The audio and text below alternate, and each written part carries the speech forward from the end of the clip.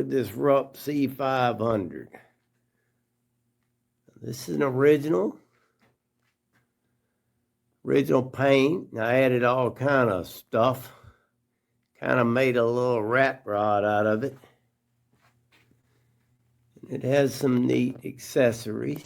It has a 6-volt battery in the Fleshman's yeast container in the back, and that powers the vintage Sears lamp lantern on the front. It works real good. And it has a boat tail light, and it has some stuff. It has a fire extinguisher back there. And I rode this one at motocross races as a pit bike many times.